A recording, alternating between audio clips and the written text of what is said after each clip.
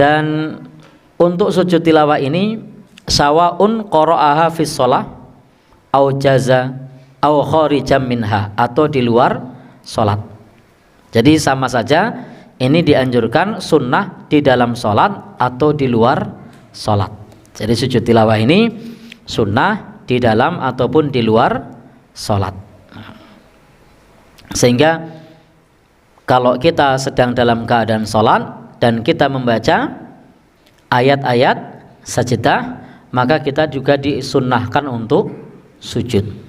Tentu dalam keadaan sholat bacaannya jahar. Nah, kalau bacaannya lirih, ya, tidak perlu bersujud. Makmumnya malah bingung juga ini imamnya sujud apa ini. Apalagi imamnya Allahu Akbar tiba-tiba sujud. Respon makmum gimana kalau pas bacaan sir? Subhanallah, ini ngapain imamnya sujud? Maka disinilah tentu yang dimaksud adalah sholat maghrib, sholat isya atau sholat subuh. Ketika sholat isya atau sholat subuh atau sholat maghrib, imam membaca ayat sajdah, maka di situ sunnah untuk sujud. Ingat, bukan wajib, hukumnya sunnah. Kalau yang populer di masyarakat kita, ayat sajdah itu surat Al-Alaq. Al-Alaq itu yang paling populer karena yang paling banyak dihafal. Maka bisa ketika membaca surah Al-Alaq sampai ayat yang terakhir, maka kemudian takbir Allahu Akbar, pada saat takbir tersebut tidak ruku tapi sujud. Jadi pada saat takbir tidak ruku tapi sujud. Maka di sini jamaah akan otomatis paham ini maksudnya adalah sujud tilawah, dengan catatan jamaahnya sudah ngaji.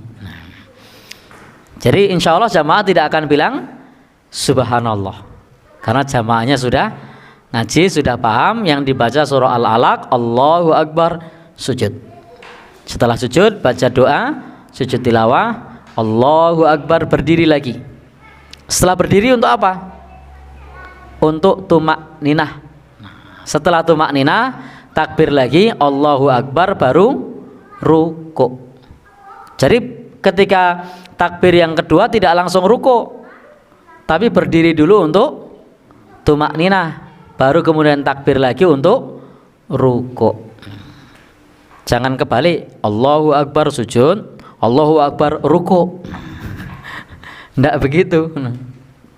Jadi berdiri dulu untuk tumak ninah. Atau kalau mau ditambah ayat lain boleh. Jadi ditambah ayat lain boleh. Setelah membaca surat sajdah tadi, Allahu Akbar sujud, setelah itu Allahu Akbar berdiri, mau baca surat lain monggo, atau hanya tumak ninah juga boleh. Atau kalau suratnya panjang seperti di surah Al-Hajj, seperti di surah An-Najm atau yang lainnya, itu bisa ayatnya dilanjutkan kembali. Atau seperti di ayat sajdah, di surah As-Sajdah, itu setelah Allahu Akbar sujud, maka kemudian Allahu Akbar berdiri, ayatnya dilanjutkan, baru kemudian takbir lagi untuk ruku. Biasanya dilanjutkan apa tumak ninah saja ketika baca surah Al-Alaq untuk sujud tilawah. Ya? Oh ya, kalau dikit di Al-Insyiqaq lanjut nggih. Baik. Kalau di surah Al-Insyiqaq itu bisa dilanjut. Wa idza quri'a 'alaihimul Qur'anu la yasjudun. Allahu Akbar sujud. Setelah itu takbir lagi, Allahu Akbar berdiri, dilanjutkan sampai ayat yang terakhir karena ayatnya tidak terlalu panjang. Lalu kemudian baru takbir. Ada yang sudah mengamalkan yang ada di sini? Belum? Kok belum? Ya? Pas baca. Kalau sholat belum? Oh iya. Pas sholat belum ya? Oh gitu. Baik. Sebenarnya tidak apa-apa. Pas imam sujud tilawah, jamaah dikasih tahu sebagai edukasi pendidikan kepada jamaah bahwa kita sunnah sujud tilawah di dalam ataupun di luar sholat. Dan memang risikonya mengundang fitnah. Saya sendiri pernah satu saat saya sudah sampaikan ceramah bahwa tentang hukum sujud tilawah. Pengajian seperti ini. Begitu sholat, saya langsung praktek. Karena waktunya antara maghrib dan isya. Begitu isya saya praktek, saya bilang ke jamaah, Bapak, Ibu nanti kita sujud tilawah. Nggih. Nah, alhamdulillah aman kan? Sudah bilang, nggih, dan tadi pengajiannya membahas sujud tilawah. Sehingga itu sangat-sangat aman sekali pikir saya. Begitu sholat, saya Allahu Akbar, sujud, subhanallah, subhanallah, subhanallah. Loh, kok saya sudah mulai panik itu. Jadi imam, ya. Ternyata yang subhanallah itu yang tadi tidak ikut pengajian. Jadi yang lain sudah pada sujud, dia masih berdiri subhanallah, subhanallah. Kemudian berdiri lagi, Allahu Akbar. Dilanjutkan ayatnya lagi, jamaah yang subhanallah tadi udah pada panik ini kok. Baik. Akhirnya kasak kusuk. Kasak kusuknya apa? Nambah sujud itu sholatnya tidak sah. Itu yang tersebar di luar. Yang tersebar di luar. Tahu dari mana? Pengajian berikutnya. Pak wingi geger jenengan praktek. Nopo? Teng mriki niku do rasan-rasan. Salate saiki wis wani nambahi sujud. Salate ora sah. Dan ada yang bercerita di rumah dibaleni. Ada yang cerita di rumah diulang. Kenapa? Karena menganggap tadi sholatnya nambahi sujud dan tidak sah. Dan jamaah-jamaah yang paham, heran saya, itu tidak menjelaskan.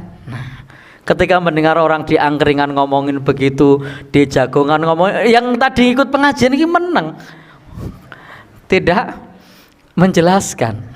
Itu kira-kira kenapa, Pak? Iya. Pripun? Baik, padahal kan tinggal disampaikan kemarin sudah dijelaskan itu namanya sujud tilawah. Lanjut dengan ini mboten rawuh atau pengajiannya kan tinggal gitu. Ternyata mboten. Jadi ternyata saya melihat tren di Bantul ini, khususnya di daerah kita, orang-orang yang suka ngaji itu cenderung diam. Saya saksikan cenderung diam. Misalnya jenengan lihat di grup kampung ada kasak kusuk tentang masalah ada yang tiba-tiba membicarakan kurban. Wah, saiki panitiane apa kurban ki nganu kok sera kaya mbiyen. Saiki sing do dadi panitia ora dine apa-apa. Itu yang sudah ngaji ndak mau komen meneng wae. Nah. Ya toh? Sehingga di grup kampung itu ada ubyung. Ya saiki tak mirip pelit ora kaya mbiyen. Mbiyen ki nek do melu do dine opah daging saiki ora ono sing ngenehi. Itu pada kasak kusuk sing do ngaji ya nang grup kampung yang meneng wae. Kenapa gitu? Nah. Kenapa, Pak? Oh gitu. Jadi saya lihat ada kecenderungan diam orang yang sudah tahu, khusus di daerah sekitar kita. Yang saya amati begitu. Bener apa mboten? Leres nggih? Baik. Kemudian ada pula yang memperdebatkan tentang kecelakaan di Jalan Samas. Lalu ada yang bilang pasang tumbal. Wo kuwi kudu di Yasin ke kudu ditahlilkan dan lain. Orang yang paham itu malah tidak ngasih tahu, malah tidak komen nih. Yang paham malah tidak komen, dibiarkan di grup kampung liar banget. Orang masjid kan mestinya bisa urun rembuk, tapi malah diam. Kayak kenapa, Pak? Ya? Oh gitu. Justru kadang-kadang yang tidak ngerti ilmunya malah speak up, ngomong. Yang ngerti ilmunya malah diam. Seperti kasus sujud tilawah tadi, yang wis melu pengajian malah meneng wae, seora melu malah ngomong. Baik. Bapak Ibu, saya pernah pula melakukan hal tersebut pada saat hari Jumat.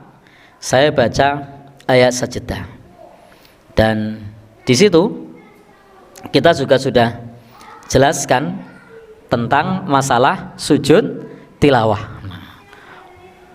Tetapi ternyata pas sholat Jumat itu kita sujud tilawah masih subhanallah, padahal kan mereka semua mendengarkan khutbah.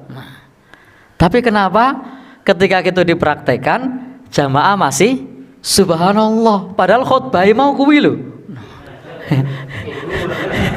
Iya. Oh gitu. Ya. Oh gitu. Baik. Loh kok subhanallah. Dan itu sama. Di kampung itu juga begitu saya khotib berikutnya saya dikasih tahu, wingi geger Pak. Jadi ternyata saya sering gawe geger. Ada yang bilang sholat Jumatnya tidak sah karena nambahi sujud.